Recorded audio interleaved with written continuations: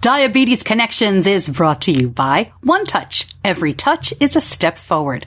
By Dexcom, take control of your diabetes and live life to the fullest with Dexcom. And by No Foods. No grain, no gluten, no guilt. This is Diabetes Connections with Stacey Sims. This week, diabetes is tough enough on any family, but when divorce is in the picture, managing T1D in two homes can be, at the very least, complicated. If you want to have a good relationship with your child and with your ex and do the best thing that you can for your child, it takes a lot of work to become fully aware of what the other person needs and what your actions are impacting everyone. Sharon Kabbas Chrisman shares her experience, what she learned, mistakes she made, and how her daughter, diagnosed at 11 and turning 18 this year, is doing now. Plus, a new app to help tweens and teens and their parents transition to more independence. What we hope to do is improve the confidence of the child in management, but then also improve the parents' trust that their kid is really able to manage outside of them. We'll find out how University of Michigan researchers want to help this so interesting age group. In our Know Better segment, Christophe was diagnosed type 1 in Nepal.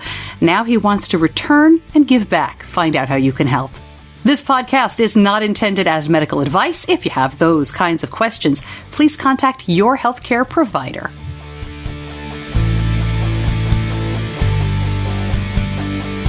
Welcome back to another week of Diabetes Connections. Glad you found us, or welcome back if you're a longtime listener. We aim to educate and inspire about type 1 diabetes. And the subject of the show this week, while not pleasant, nobody loves divorce, is one that I really feel was important to bring to the fore, especially after I talked to Sharon, our guest this week, about how few resources there are for people trying to manage type 1 diabetes well in two homes. So we'll get to that in just a couple of minutes. I also want to thank everybody who checked out our new Alexa skill, and I hope I'm saying that right. Diabetes Connections is now available on your Amazon Echo. I guess the device is the Echo and the lady inside who controls it is Alexa. You can tell I'm super up to date on all the new technology. But a lot of people use these smart speakers to do everything from play music, to give directions, to check their blood sugar. Yeah, there are apps for that. So I thought, why not put the podcast on there and see what happens? We are one of the very first independent podcasts who are on Alexa, so I'm thrilled about that.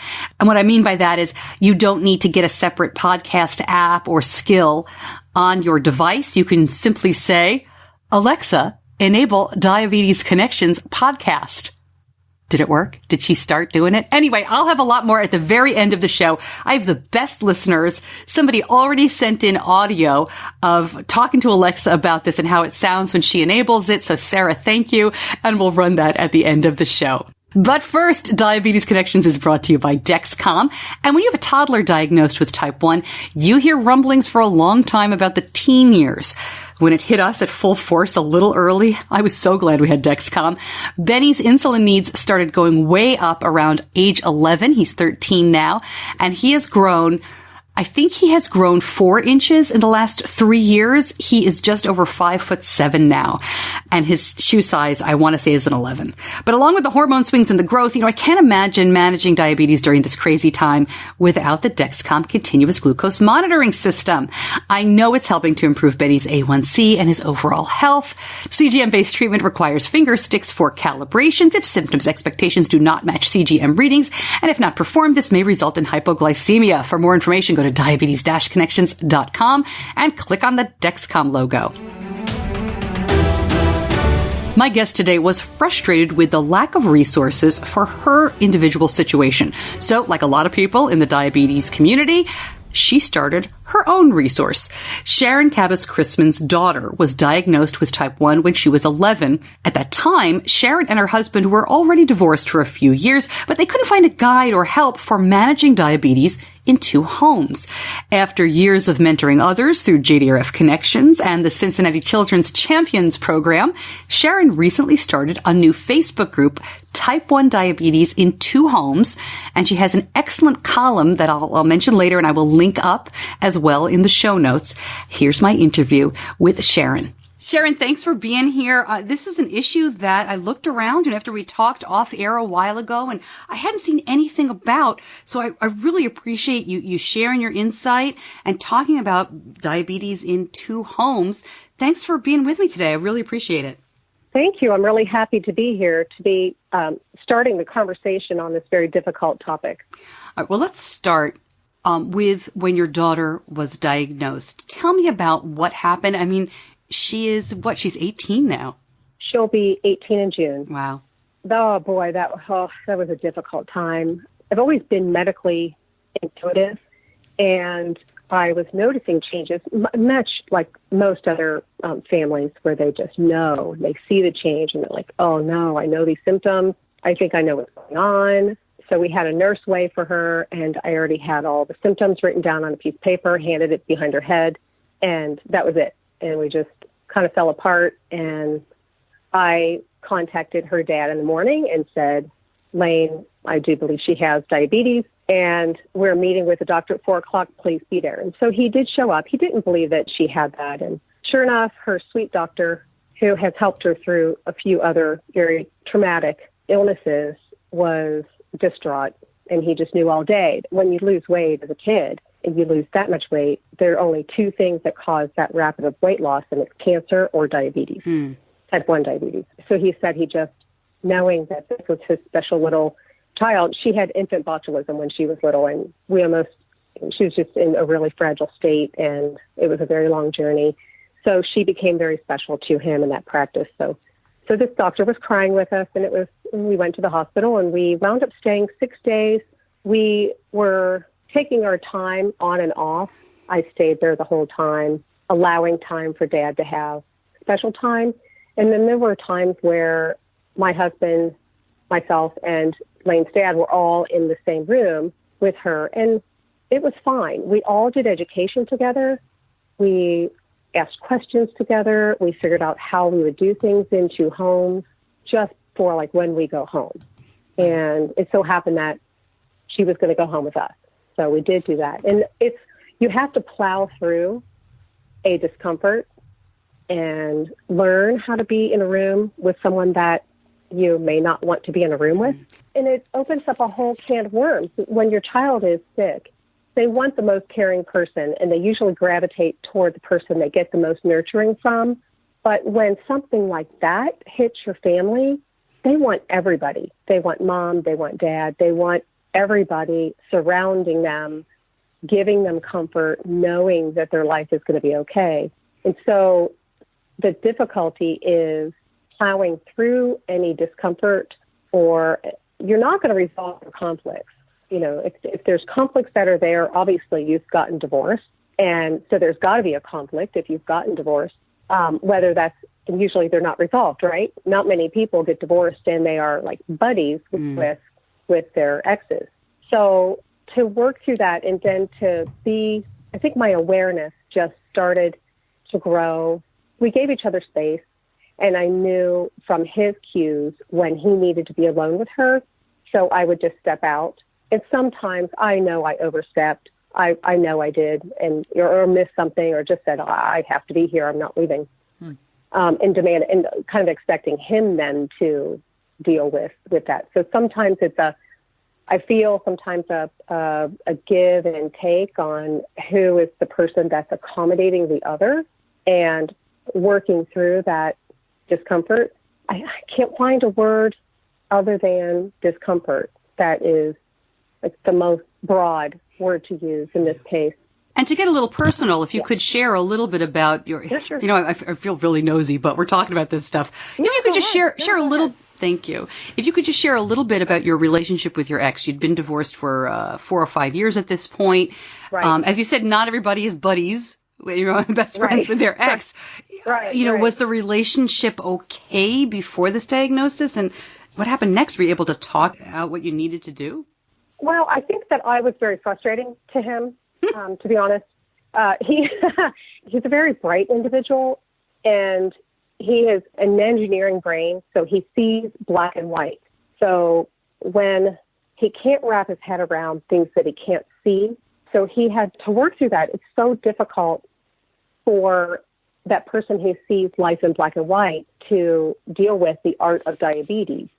So we were, with anything with girls, sometimes one could come in and I'd say, this kid has a fever. And he just, he's just not in tune. He's just not in tune to the medical part of it. That doesn't mean he's not a good dad. It just means that he's not as in tune as mom. I can look at eyes and say, oh, no.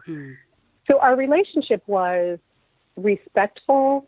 We would go to the kids' concerts or anything that they had in school. We would sit next to each other. We would talk right before then. And, if they saved me a seat, whoever got there first. We wanted to provide this front so that if your kid's on the stage, they look out and they see you two. They don't have to look around the room to find where's dad, where's mom. And we were seeing so much of that around us that I didn't want to do that. And I wanted to be an 80-year-old woman and say, I did everything I could for my kids. And that meant losing time with them. And so he has them. Doesn't mean I wasn't upset about it. That was a rough one. I think I cried every Friday for 3 years. So we do more than what our county recommends. And he had the girls every weekend from Friday at 5:30 until Sunday at noon. And I'd scoop them up and we'd go to church and they'd cry. And they were little. They were little. The oldest was just starting into second grade. And then the youngest she was just going into kindergarten. It was really rough. It was really, really hard. It was really hard. It's traumatic. There's a lot of pain there. There's every bad feeling or negative thought that you can have about diabetes. Resentment, anger, frustration, grief when they're diagnosed, and grief of the things that you see that diabetes isn't supposed to stop us from doing anything and our kids from doing anything, and we promote that as much as we can. But it does stop you. And if your BG is not in a great range, you have to pull over and stop. You have to stop playing soccer and reattach to your pump. So it does stop you. You can do those things, but you can do those things in a somewhat altered way. And if you can tailor your care, then everything's perfect. Yeah. But I always say it doesn't stop you so much, but it does slow you down. And it is so important. Exactly. It's so important to acknowledge that. I can't stand when people say, we did everything and never stopped. I mean, it's great. Right, it's great when you're diagnosed because you need that help. You need to know it's going to be okay. Right? It's not going to stop your child from having a great life, but it sure is going to stop them in the middle of a game, as you said, if blood sugar goes low or too high. So I'm glad you brought that up. That's a great point. Well, and I know that's one of your tags that you always say in your episodes. I do, we always say that, So all the negativity that you feel about diabetes, any negative feeling, emotion that you have about diabetes, you have generally, most people, normal people, have when they divorce someone.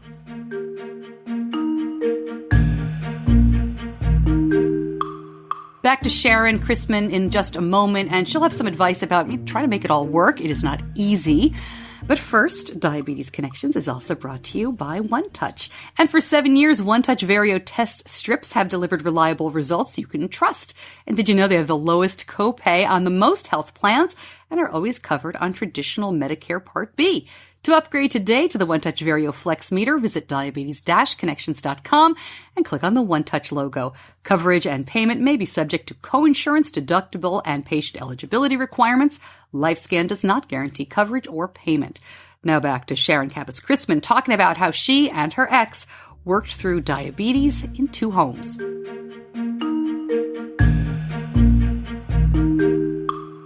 And to work through both of those, how that compounds on itself, then you must become, if you want to have a good relationship with your child and with your ex and do the best thing that you can for your child, it takes a lot of work to become fully aware of what the other person needs and what your actions are impacting everyone, and to know that while you may feel you're giving the best care, the care that they're giving is, like I say, it's good enough.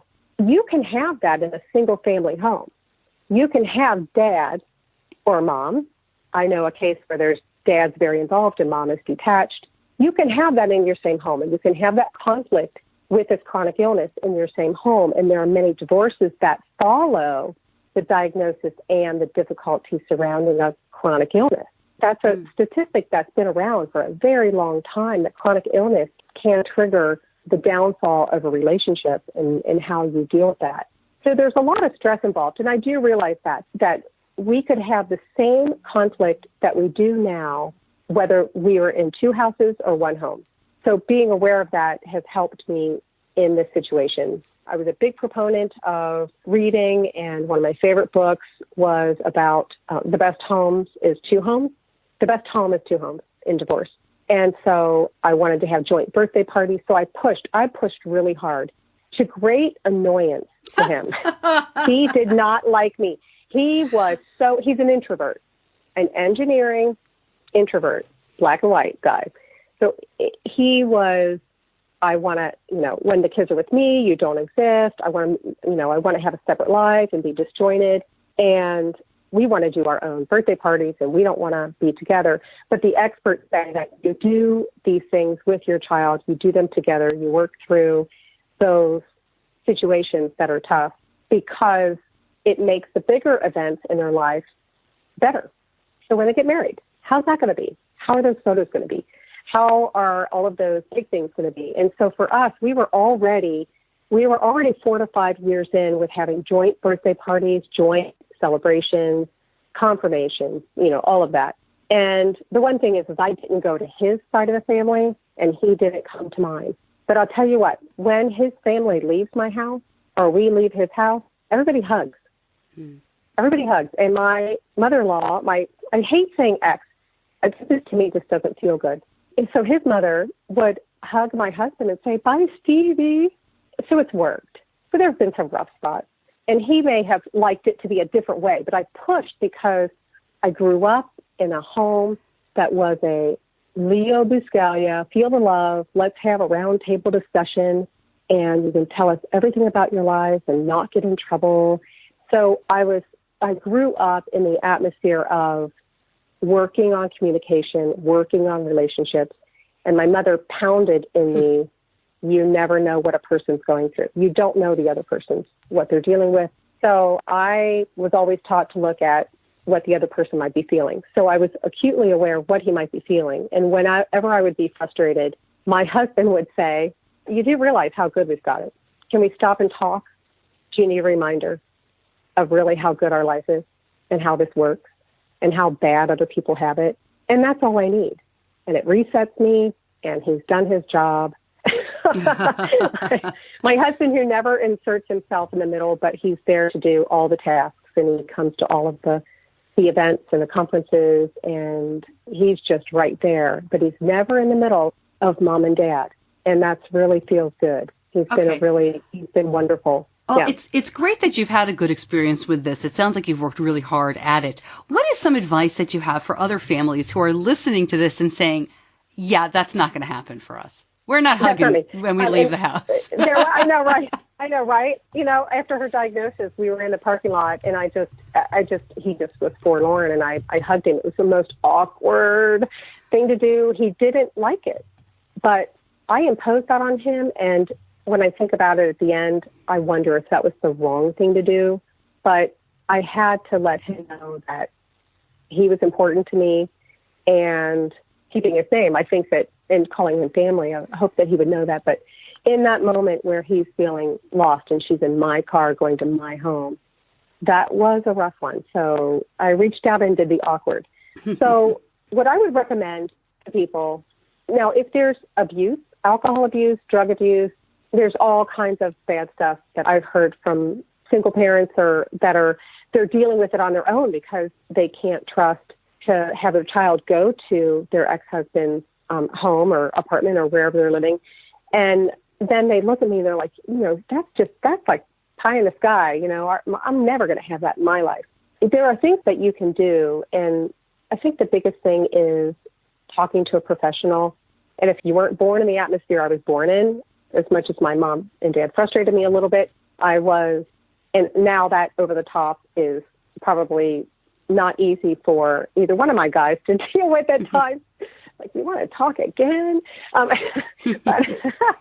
But the professional helped us. And we would go to, very quickly after her diagnosis, I think less than 3 weeks into her diagnosis, she got a very bad stomach bug. And we were going to have a mini glucagon there. We were ready. This was 2012, January.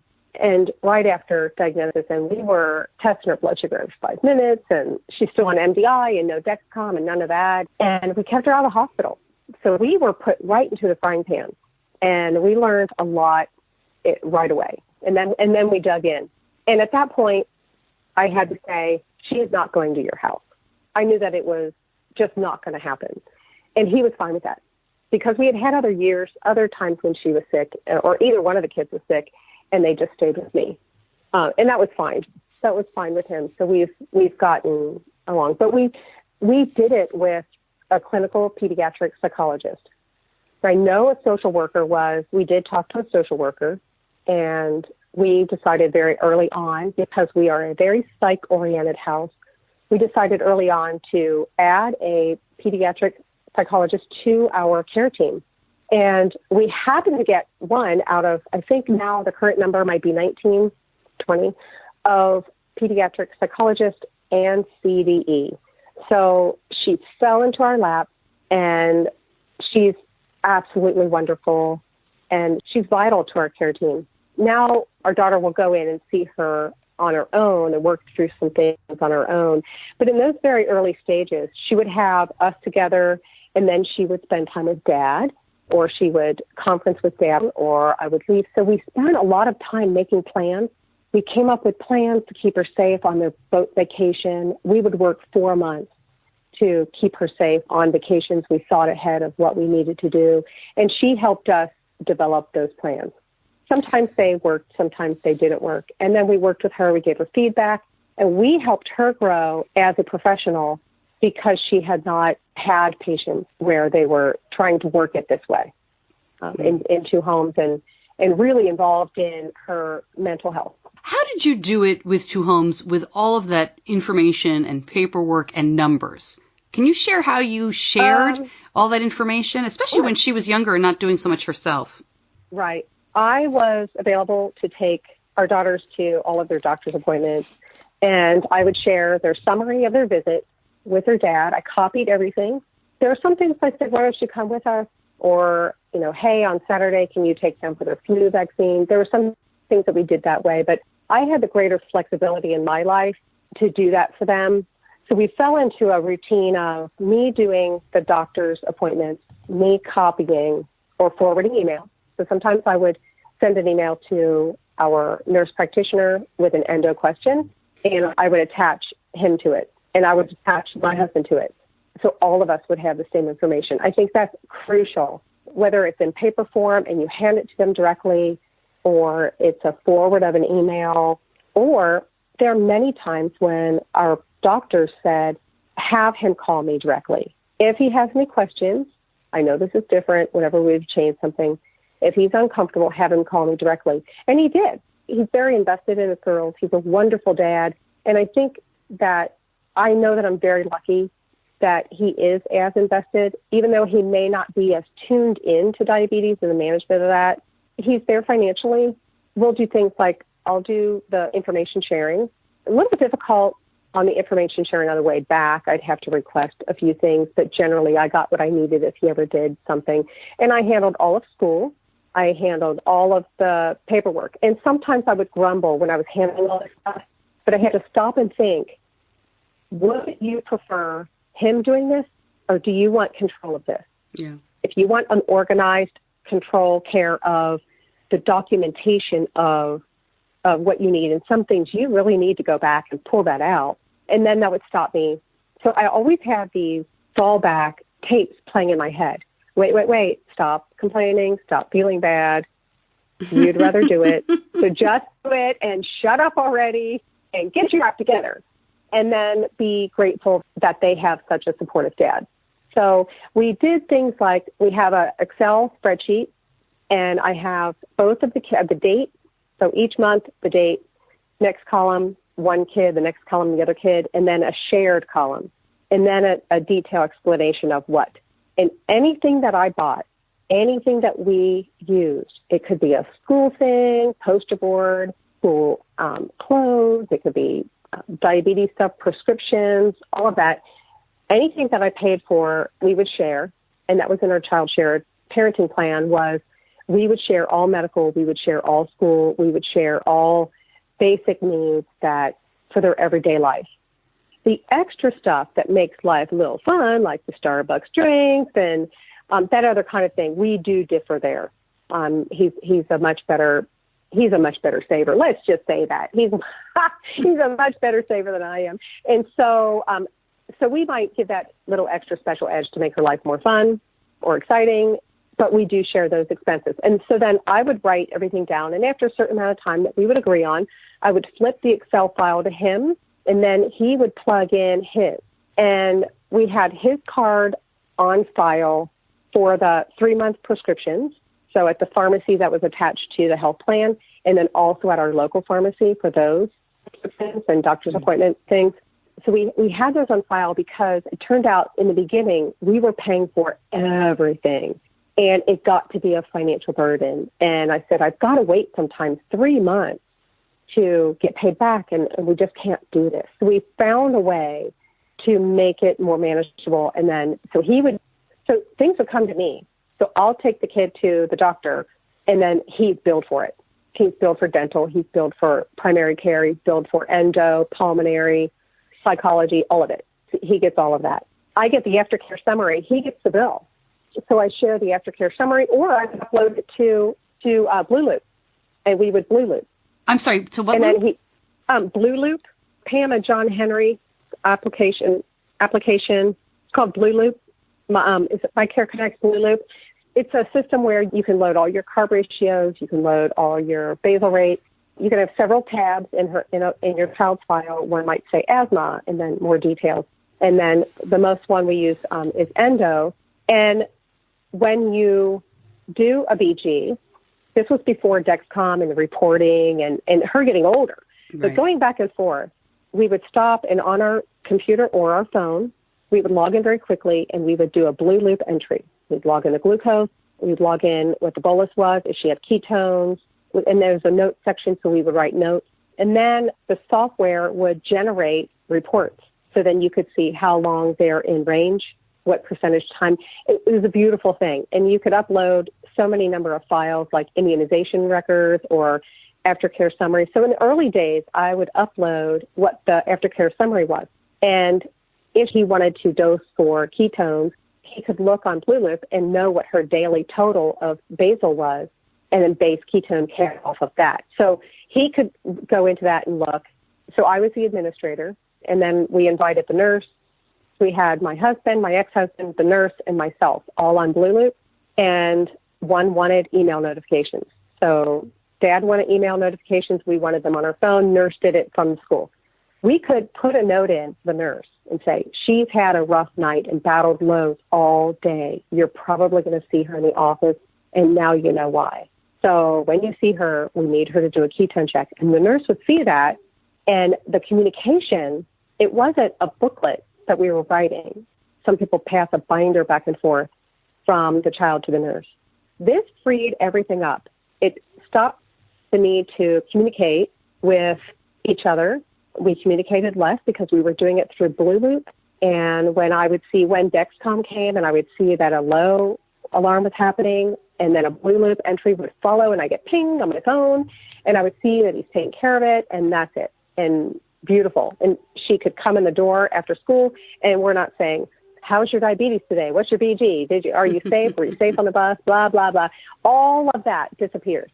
And the freedom was amazing. Just like with any new progress that's made in tech that frees something up in your life with diabetes, that one was a huge one for us with living in 2 homes with a little kid. I tell everyone about it.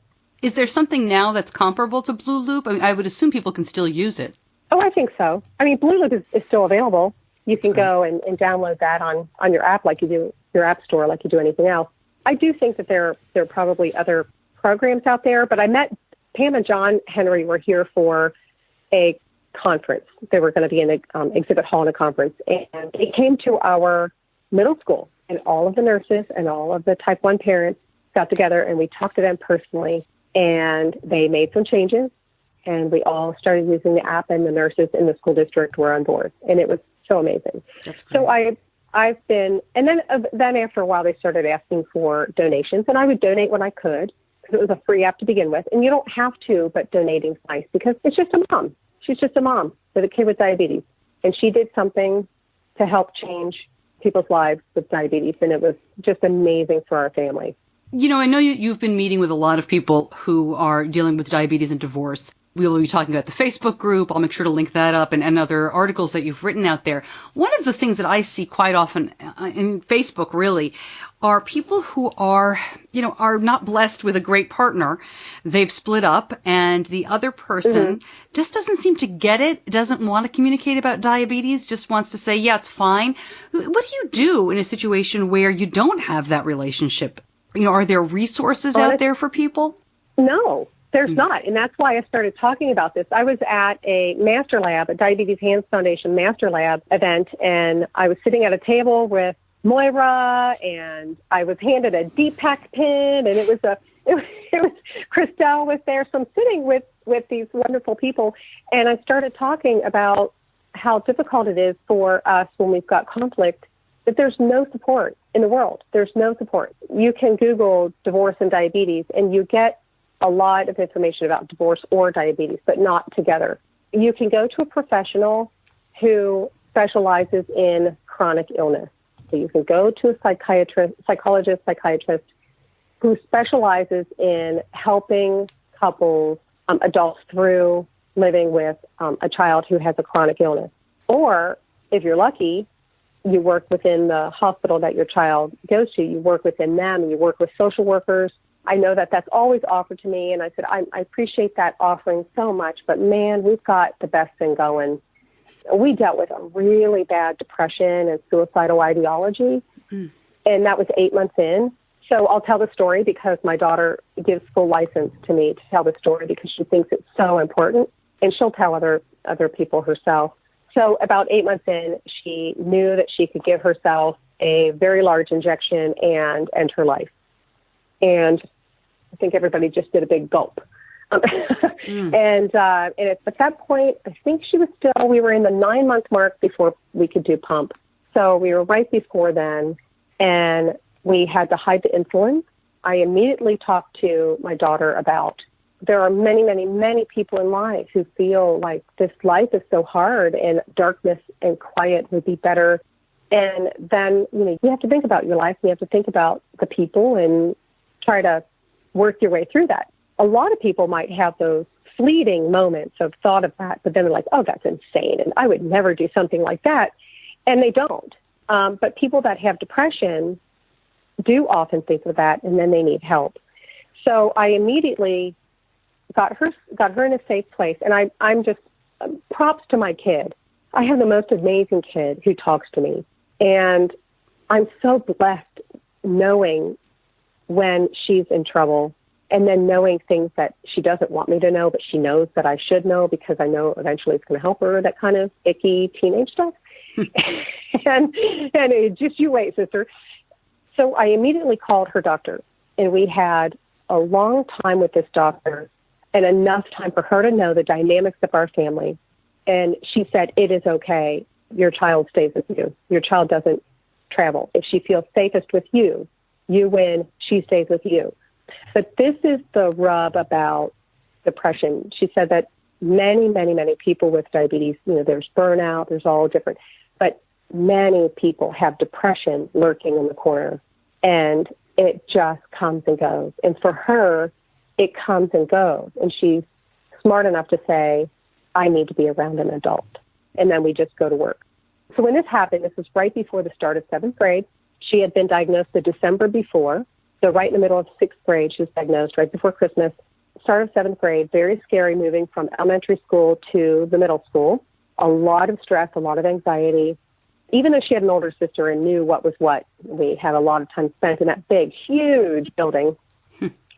It became too overwhelming. So on the phone, I talked with the doctor. She said, "What have you said?" And I told her how we talked, and she said, "Okay, get off the phone and tell her that your brain is playing tricks on you. And your brain's response when it's overwhelmed with stress and anxiety, and it gets to a point of overwhelming, your brain just wants to shut down.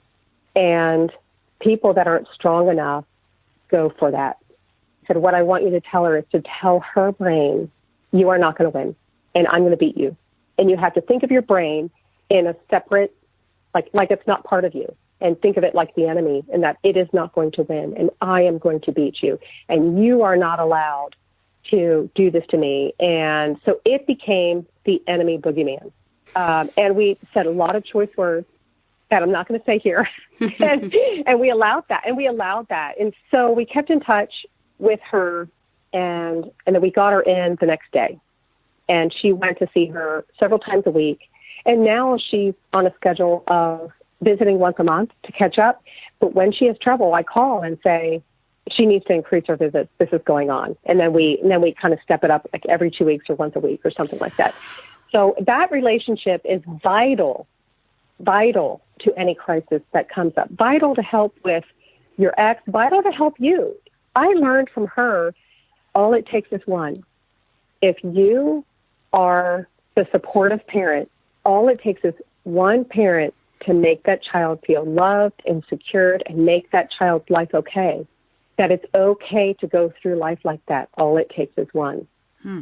If dad's not on board or if mom's not on board, if you can just be aware of that and accept it.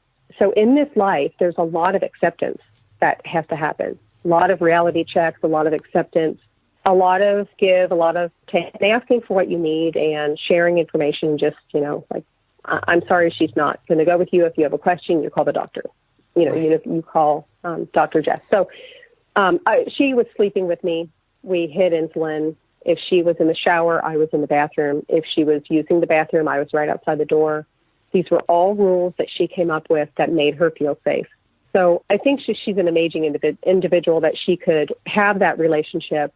And if that happened to be dad, who was her go-to comfort person, I would have had to be okay with her being with dad. Whatever is the safest atmosphere for the child, that should be the way it is. And if you're not getting that, go to a professional. And if you have to go to court, go to court. This is so important that you can't. Yeah. Sharon, you mentioned that there aren't resources. There isn't a lot in the diabetes community to deal with two homes.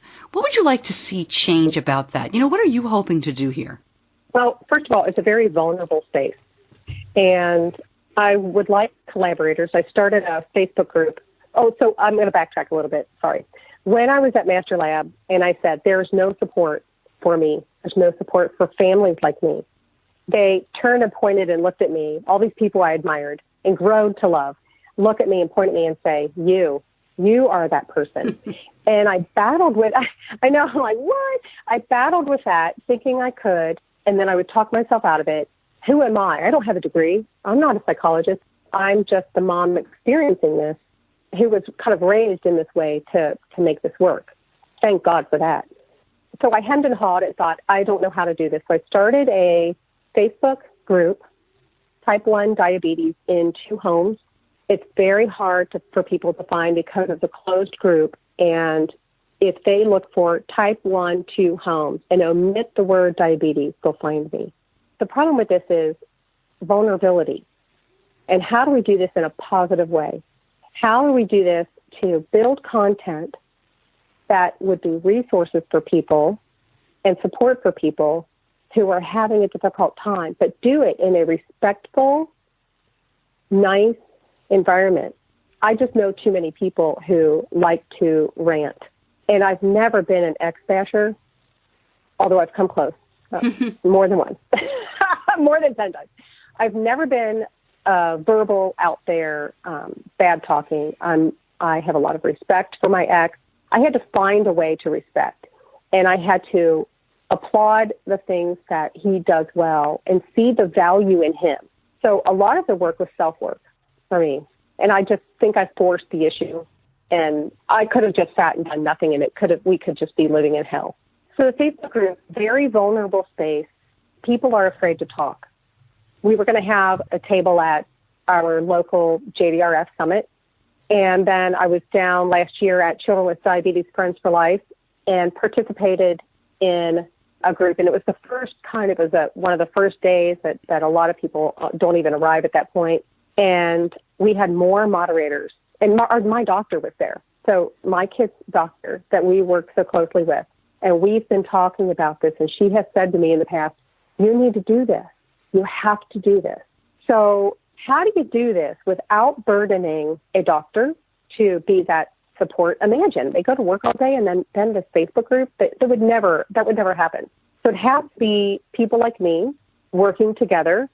And if there happens to be a professional out there listening that wants to collaborate with me and feels that this is a very important thing and has patients that they just know are suffering, I'm looking for people to collaborate. So there were more moderators there than there were attendees.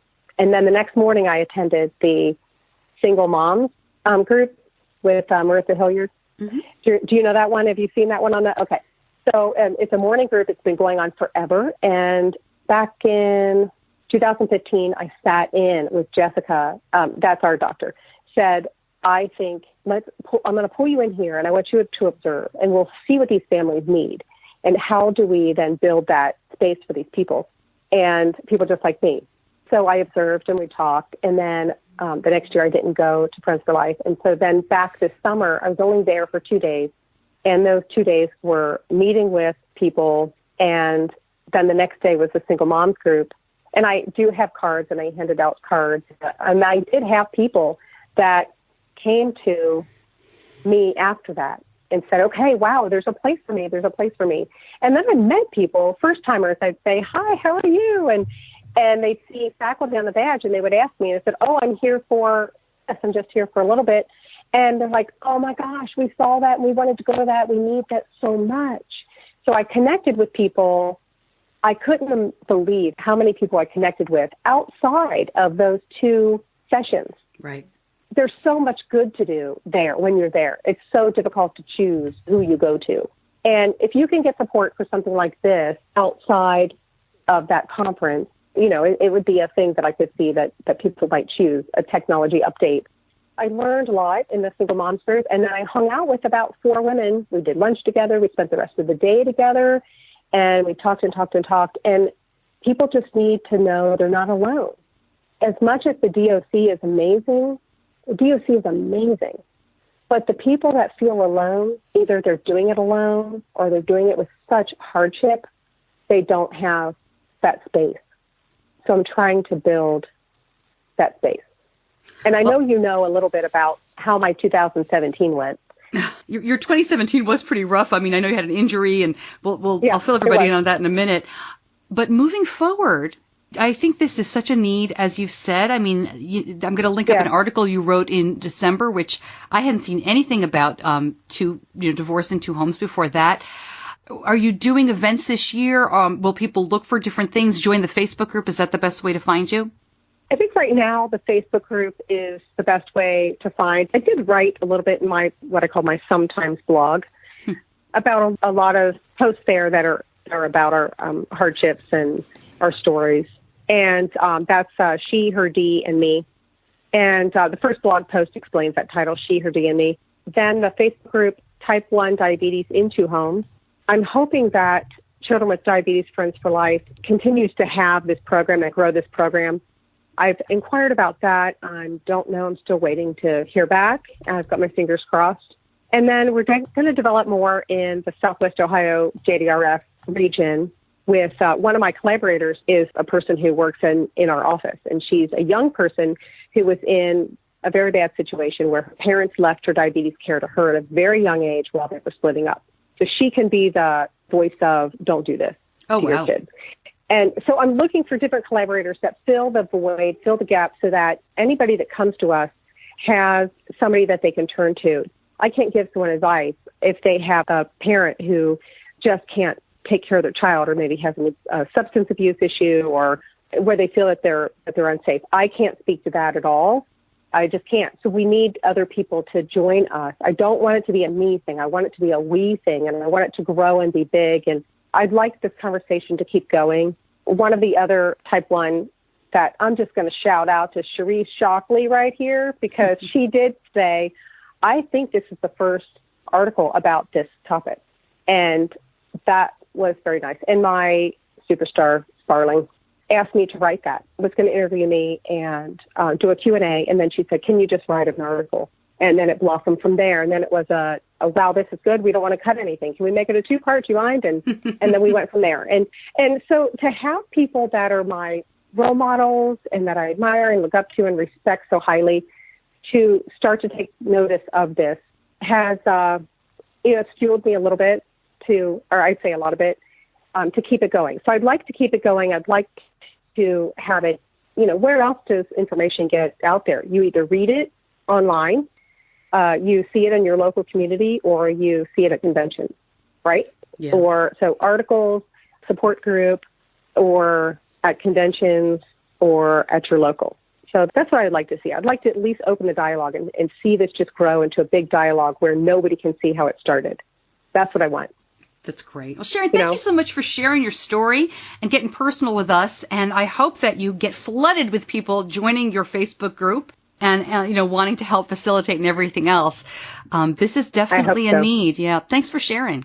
I'm so happy that you had me on. I appreciate it more than you know. Thank you.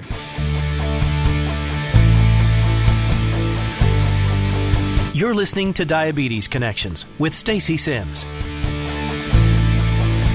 Links to that Facebook group and to Sharon's column for A Sweet Life with more advice and information about divorce and diabetes. That column, I think it's a 2-parter, was one of the first written about divorce and diabetes, and it got a huge reaction when it was published. So I really urge you, if you haven't seen it, to go to the show notes or the website and check that out. And we mentioned that injury that Sharon had. She hurt her arm a while ago. There's been multiple surgeries. Honestly, I don't know all the details, but man, she has worked really hard to overcome that. It's been a tough time. And she said I could share that her daughter, Lane, was diagnosed with narcolepsy recently. She also has another autoimmune illness that was recently diagnosed, and that is causing her to be very much hypoglycemic, unaware, especially while she is sleeping or, even when she's awake. They are switching endocrinologists. They're thinking about also going to a major clinic. Not going to go into too many details here, but Sharon just wanted me to share that because it's worth checking when you have issues or difficulties, unusual difficulties with diabetes, to keep searching for answers in a very smaller way. We've run into this where we think, it must be me. We're doing that wrong. Chances are you're not. Chances are it's a great idea to talk to your endo and to continue to drill down and try to solve those mysteries, because sometimes we don't even know what we don't know, what questions to ask. So I'll keep you up to date. We'll check in with Sharon again. We wish Lane and her whole family the best as they move forward with this new diagnosis. In our Community Connections segment this week, Bree Holtz is a researcher at Michigan State University.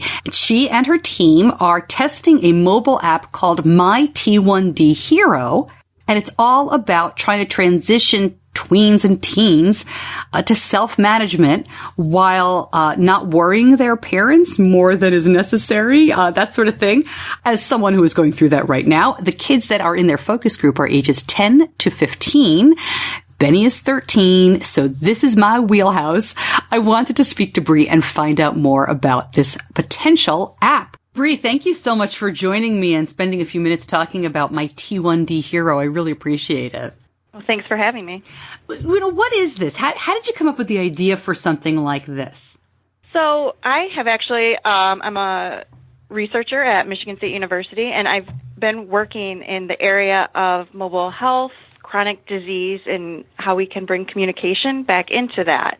So years ago, I helped develop a messaging app for teens with asthma, just to help remind them to take their measurements and maybe take their inhaler with them. And then I did some work at the Veterans Hospital for a couple of years. And it's there when I actually started working with informal caregivers of patients. So in this case, it was usually the adult children helping their elderly parent.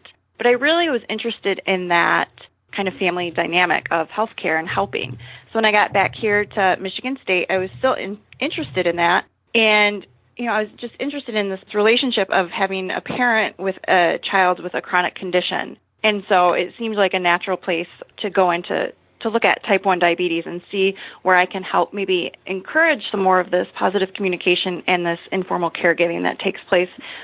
And that happens, right? It happens, you're in the clinic once every 3 months, but you're with your child every day. So I think that's a really important place to kind of focus on. So what is My T1D Hero? What do you hope to do with it? So My T1D Hero is an app to help connect adolescents. So right now we're focused in the 10 to 15-year-old age group with type 1 diabetes to their parents. And it's really meant to help support that transition from parent management to self-management. What we hope to do is improve the confidence of the child in management, but then also improve the parent's trust that their kid is really able to manage outside of them. This is an incredibly and critical phase of the child's development, and so, they still need mom and dad's help, but they're wanting their independence as well. So with that goal in mind, we developed this app. I think it's unique because it helps link the parent and the kids. Essentially, it's one app, but the parent has one kind of application of it. There's two different versions, one for the parent, one for the kid? Yeah, there's a parent side and a kid side, and they kind of connect in the background. So together, when you're first putting it on your phone, together, the parents and the kids set their blood testing schedule, glucose testing schedule, and their individual ranges. And then from there, the app will remind the kid to test, give some basic messages of what to do if they have an out-of-range number. And then the app is automatically sending these numbers to the parents. Another thing that is, I think, unique about this app is that it prompts the parents with different messages to send. So we can kind of get away. In my focus groups, we hear a lot about blood sugar nagging. So we try to help promote the parent to ask about different things or say different things to their child while still being supportive. We did want to make it fun. It's My T1D Hero because we have superheroes. So these are little avatars that the child creates and personalizes. Every time the child does something in the app, they get points. Every time mom or dad does something in the app, they get points. And the child can use these points to buy accessories for their superhero. Oh, that's funny. So you have pre-programmed responses. When you say their blood sugar nagging, how do you alleviate that? As someone who does that, by the way. Obviously, they can talk to their child through a text message, right? So we kind of give them a little bit of more of the supportive, like, you're my hero for doing this every day. It's so hard. You're doing great. So we really just try to help give them those options for different messages. And what we have found from the parents was, it lets us not always talk about diabetes, which is, I was so happy to hear that because they're doing it within the app. So when they're together, they can then, right, you can complain about your teenager's dirty socks and homework and all of the other stuff and kind of remember that your kid is just a kid. And I think parents always know that, but it's so important that they keep on this, and it's so hard, and we know that. So we're just trying to make it a little bit more fun and remind the parents in a gentle way to be supportive of this and to remember that they are just kids. I know that you've done some focus groups on this, and I have kids in this age range. I mean, kids 10 to 15. I have a 13-year-old and a 16-year-old. That's a pretty tough group to impress. What's been the reaction from the kids? I mean, in other words, what was the feedback that you got from them? Right. So, and it's just funny that you say that. So I have two girls and doing a focus group with some boys, 10 to 15. I've never seen people climb on tables and crawl around during that focus group. But it was a lot of fun. I mean, we've worked really hard. We have done so many focus groups and interviews because I don't have type 1. Neither of my children have type 1. So I really felt like I have to know and I have to be kind of immersed in this. So we've worked really hard to get the kids' ideas who have fantastic and creative ideas and the parents' ideas, like what's actually going to work and what makes this different. We've done some testing with it. Kids have thought it was really fun. They have actually said it made them want to test their blood sugars more. They like to edit their little superhero. And then parents have exactly what I was hoping. They like to see how they're doing on their own, and they were happy to know that, oh, my kid is doing this. on her own. And as I said before, one of the parents like, I can talk about something else besides diabetes. So, I mean, the app has been received really well. Any feedback from the parents or the kids that made you change aspects of the app? I'm curious if you found out anything along the way that surprised you. Yes. Honestly, the parents want a superhero app too. And I'm like, well, yeah, I want. I don't know why I didn't think of that. So even at the beginning, we didn't have a superhero. And because of them, we made it a superhero. We give them points. We have taken some hints from them. And I had to honestly look this up. On Snapchat, you get streaks for talking to your friends. And so we added some of that kind of things that they asked for. Another thing that surprised me, and it's not in here yet, but we're hoping to put it into our next update, is they want to be a part of a team. So they want to know that they're in it with somebody else. So we're looking into ways that we can incorporate a team somehow. So maybe a team of superheroes, is going out and fighting bad by getting so many points in a week, something like that. But we're not there yet, but we love that idea. Any timeline for release here? Yeah, so right now we're still testing, making sure all the bugs are out, and then we'll make our updates. And honestly, it's currently only on Android right now, so we do want to get it in iOS, and it's not available in any of the public stores just because we want to make sure that it's a good app before we release it. So once we do that, we want to test it again to try to determine who this might work out for. And then our hope is in the next year or two that it'll be available. So parents can go to our website, myt1d.org, to keep up to date, follow us on Twitter, or sign up for a monthly newsletter in which all this progress gets sent. One thing that most of us as parents are very careful about is our kids' privacy. Even if our kids, as you mentioned, Snapchat, they're kind of clueless sometimes about what's going on out there.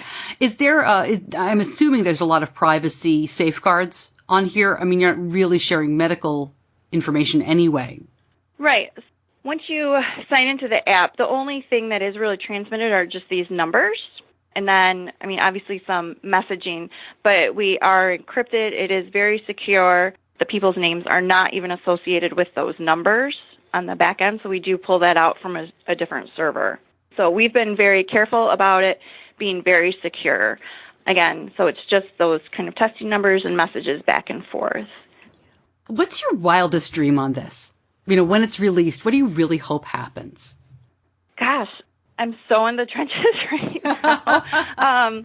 What I hope for is that this becomes a way to help some kids. I know this isn't going to work great for everyone, right? But the kids that it works for, that it works really beautifully for, that they get that confidence that, hey, I can test, but they still have that reassurance that mom and dad are still watching, are still checking on me. And then mom and dad, can just see that their kids are doing it and just really feel proud of their child and feeling more as comfortable as they can as their, child is getting that independence.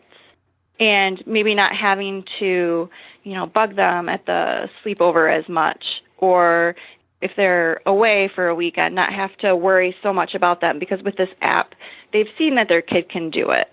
Obviously, as a parent, I know that we're going to be worried about other things at those situations, but just maybe that we can help everybody have reduce conflict, have a better conversation about diabetes. That's great. Well, best of luck with it. I'm excited to learn more and follow it as it comes out. So definitely keep us posted. I will. Thank you so much for the opportunity to talk with you. It was great. Thank you so much. And I'd be happy to know what your 13-year-old would think about it. Yeah. He's happy to be a tester. Send it our way if you can. Yeah. That's great. Sounds good. More info on My T1D Hero, of course, at diabetes-connections.com and in the show notes like we do for every episode. Always can go in whatever podcast app you're listening and kind of click on the see more, or sometimes it's a swipe. It just depends on what kind of app you're listening to, but all the notes always available at the main website. And Bree also told me that the research here is supported by the American Diabetes Association. It is a grant. The ADA is not collecting information from the app. It will not be once it's active, but that's something important to just keep in mind. Okay. In our Know Better segment this week, an amazing journey back to Nepal. We'll talk about that. But first, Know Better is brought to you by No Foods.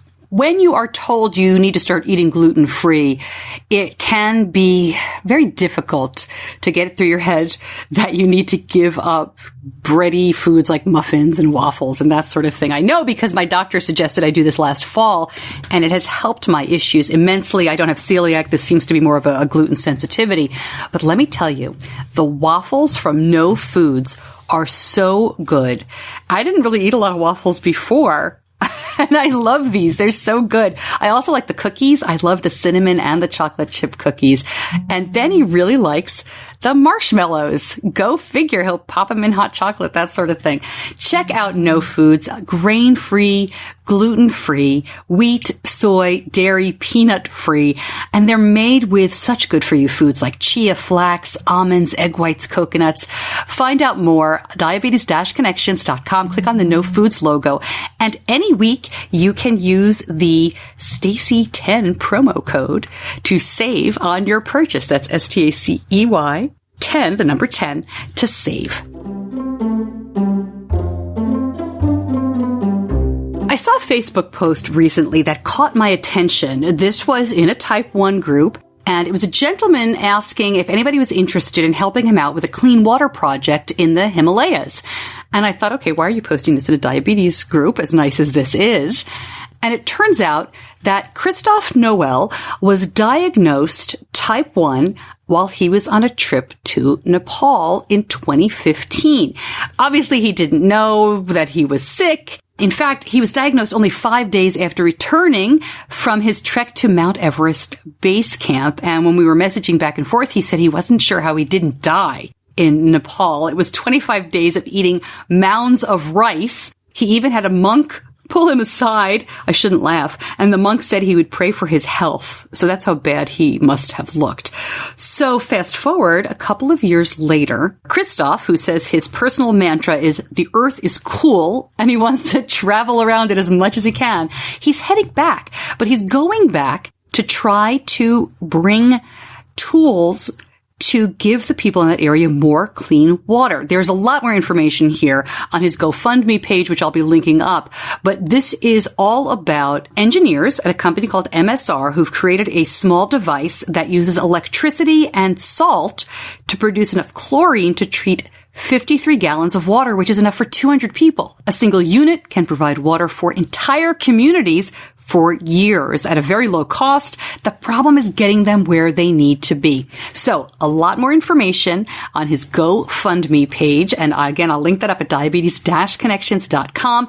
And he's not looking to make any money on the trip. He says very clearly, I didn't invent this chlorine maker. I didn't pay for the makers. They were donated. He is the delivery boy, his words, trained in the use of the devices and able to get them on the ground in Nepal. But he needs some money, to foot the bill to get halfway around the world.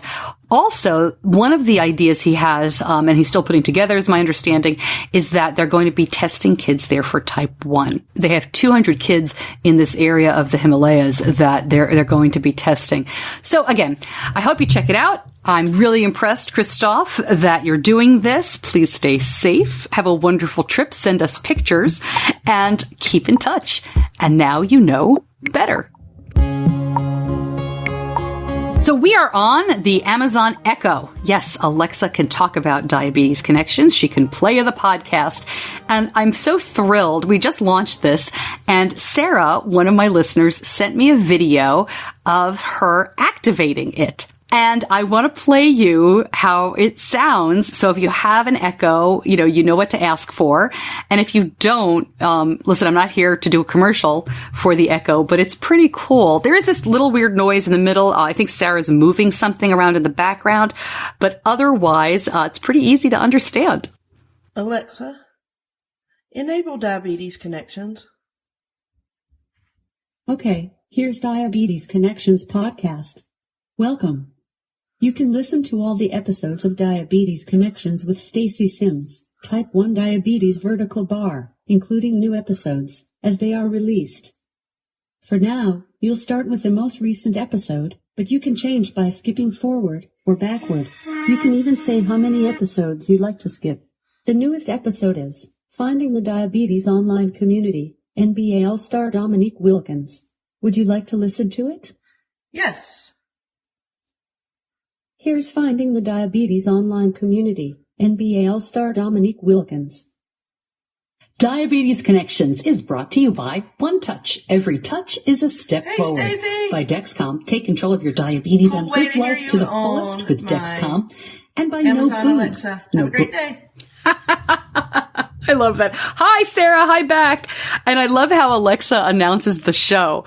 Diabetes Connections, vertical bar, type 1. Well, that's because I have a symbol after the title that makes sure people know the show is mainly focused on type 1 diabetes.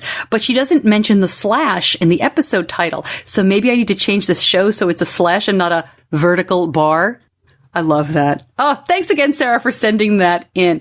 Of course, you can always listen to Diabetes Connections on any podcast app or on the homepage. You can join the Facebook group and never miss an episode. That's probably the best way to make sure you're up to date on everything we do. That Facebook group really is moving and shaking. I love it there. Great people already have joined. I hope to see you there soon. It is simply called Diabetes Connections, the group. As always, a big thanks to my editor, John Buchanan at Audio Editing Solutions. A lot of moving parts this week, and he always makes it sound seamless. And thank you for listening. What a thrill and a pleasure to do this show every week. I take it very seriously as a responsibility to you first before anybody else. So please let me know how you're doing, whether you leave a review, send me an email, ping me on social media. I want more of this. I want less of that. I'm happy to listen. I'm Stacey Sims. I'll see you back here next week.